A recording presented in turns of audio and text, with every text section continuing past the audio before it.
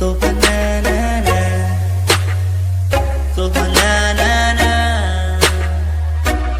อยากเป็นลูกเคยของแม่เจ้าและอยากเป็นลูกเคยของพ่อเจ้า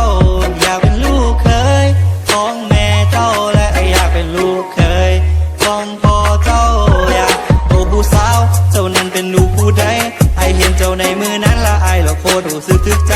ไอเห็นเจ้าโพสลงเฟซไอเลยเข้าไปกดใจก็ย้อนว่าเจ้าหน้าหักไอเลยอยากทักเจ้าไปทันใด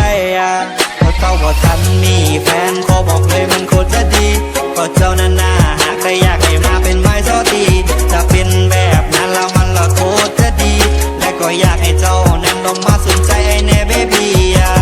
หน้าตาของไออาจสิบ่หล่อเราแต่หักแท้ได้ความจริงใจมีเต็มกระเป๋า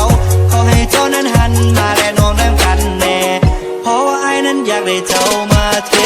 คแคร์อยากเป็นลูกเคยของพ่อแม่เจ้าอยากเป็นผู้เฒ่าและผู้แก่กับนางกระดองเท่าใดสิให้พ่อไปตามเพราะเพียงน้องนางเปิดใจไอแน่อยากเป็นลูกเคยของพ่อแม่เจ้าอยากเป็นผู้เฒ่าและผู้แก่กับนางกระดองเท่าใดสิให้พ่อไปตามเพราะเพียงน้องนางเปิดใจไอแน่เปิดใจไอแน่เปิดใจไอแน่ที่จะวิวน้องความรักที่ไอได้เห็นหน้าเจ้าไอก็อยากจะทักเลยจะเอ่ยคำว่าออกไปเลยอยากจะถามใจเธอเป็นลูกผู้ใดเวลาที่เจ้าส่งยิ้มมันเน็ตในใจของไอละลายทันใดเอ้ยคอยติดใจเจ้าตั้งแต่แวบแรกก็บอกหัวใจเป็นตาแสบหัวใจระเบิดโทรให้พร้อมไล่เพลงเจ้าแนมมาไอไหนก็ยิ้มไปหมดมือหมดเกินก็ยังว่าเจ้าน่าหักก็เพราะว่าเจ้าน่าหักไอเลยก็เข้าไปซัก Messenger เฟซแอดไปละเธอ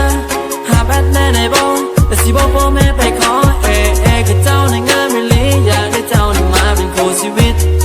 แต่ว่ามันติดที่ไอนั้นบ่รู้ไอนั้นบ่รู้แต่ว่า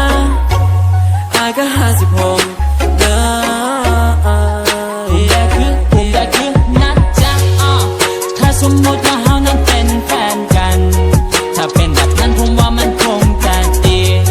เพราะไอ้คนนี้หน้าตาก็บ่ได้หล่อแต่พอผมนั้นก็บ่ได้รวย